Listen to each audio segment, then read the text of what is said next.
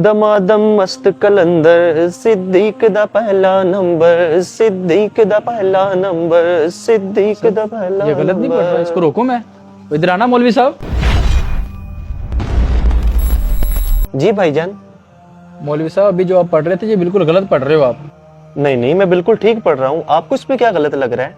यही जो आप पढ़ रहे हो कि सिद्दीक का पहला नंबर है, ये गलत है। पहला नंबर तो मौला अली का है। आपने वो कवाली नहीं सुनी, दमादम मस्त कलंदर अली दा पहला नंबर। लोग अपनी बात को साबित करने के लिए ना कुरान और हदीस से दलील देते हैं। पहला बंदा देखा है जो कवाली से दलील दे रहा है। और मेरे भाई ये तो मैंने वैसे ही एक बात की है, लेकिन अगर दलाइल की बात है तो मुझे ये बताएं, खैबर के मौके पर रसूल पाक ने ये नहीं फरमाया था कि कल मैं झंडा उसको दूंगा जिसके हाथ में अल्लाह ताला ने फतह लिखी है? तो वहाँ तो सब सहाबा थे, झंडा किसको दिया गया? मौला अली को। हाँ जी बिल्कुल ठीक कह रहा है ये। तो क्या इससे ये साबित हो गया कि अली का पहला नंबर?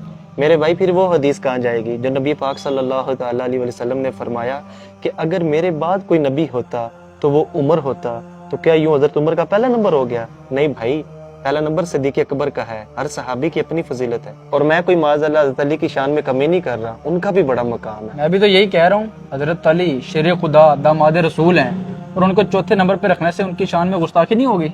अगर ये बात है तो ये बताएं, हमारे नबी सल्लल्लाहु ताला अलैहि वसल्लम का नबियों में कौन सा नंबर है? आखिरी नबी हैं, खातमुन नबीयीन हैं। तो क्या इससे उनकी फजीलत में कोई कमी हुई है? नहीं नहीं, वो तो तमाम अंबिया के सरदार हैं, सब नबियों से अफजल हैं वो। शुक्र है आपके शुबहात खत्म हुए। अब आप सिद्दीक अकबर का पहला नंबर मानते हैं? जी जी भाई।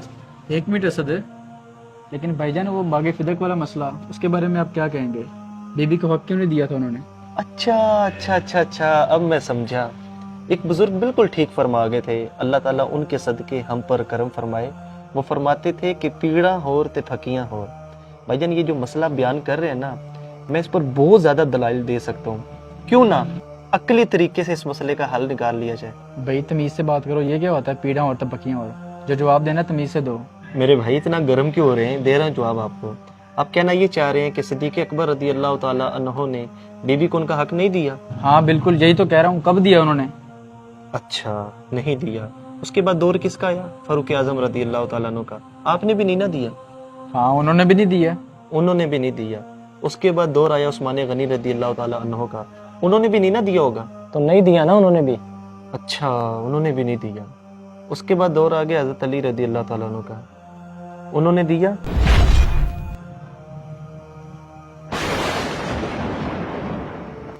नहीं भाईजान। तो मेरे भाई आप किन चक्करों में पड़े हुए हैं? क्यों साहबा की शान में बेअदबियां कर रहे हैं? हज़रत अबू बकर सिद्दीक रदी अल्लाह ताला अन्हु के पास बीबी तशरीफ लाई तो आपने उनका हक नहीं दिया। फिर फारूक आजम का दौर आया, आपने भी उनका हक नहीं दिया। फिर उस्मान गनी का भी दौर आया, आपने उनका हक नहीं दिया।